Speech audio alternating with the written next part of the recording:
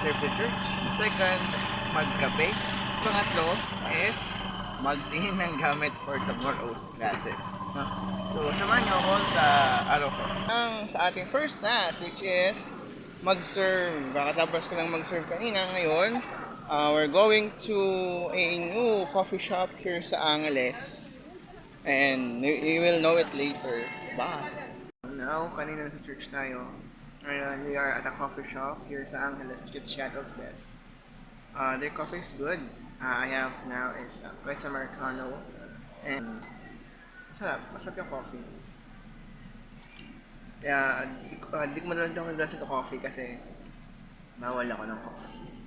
And then, first time ko din mag-Shuttle's Best coffee shop. Kasi, mostly ang coffee shop na pinapuntahan ko is HubSpot here sa Angeles. I also tried Paya. First time ko dito.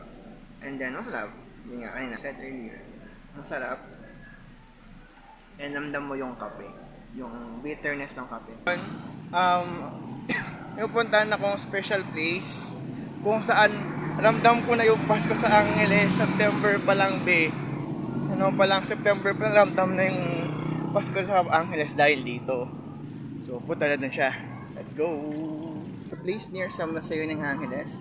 Dito madami yung puto bongbong, bibingka, and other foods yan. So, ngayon bibili tayo ng putong bongbong kasi ilang weeks na siyang kinikrave mga lovies. So, ngayon pauwi na ako. And then, mamaya later, pag nasa bahay na ako, nakapagpalit na ako ng damit, I will like this puto bongbong! I've been craving this for weeks! Finally! Well, di ako kumakain ng puto bongbong before. Well, but I wanna try it kasi di ko pa lang titikman. So later, tikman natin. Bakit? Ngayon, titikman natin yung binili kong puto bongbong sa Angeles kanina. And sana masarap siya! Well, first time kong bumili sa Angeles ng puto bongbong. Sana masarap siya. Wait, nabuksan na. So, ito siya guys. Wait lang. Ito siya. Jajan. Madami siya, no? Meron siyang coconut, meron siyang, well, the usual laman ng puto bongbong na nakikita natin sa labas. So, tingnan natin. Sana masarap siya, be. Satisfy na kaya yung cravings ko sa puto bongbong. Let's taste.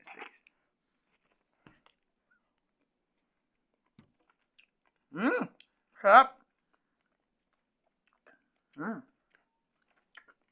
Well, matamis, syempre naman, matapulang bongbong, diba?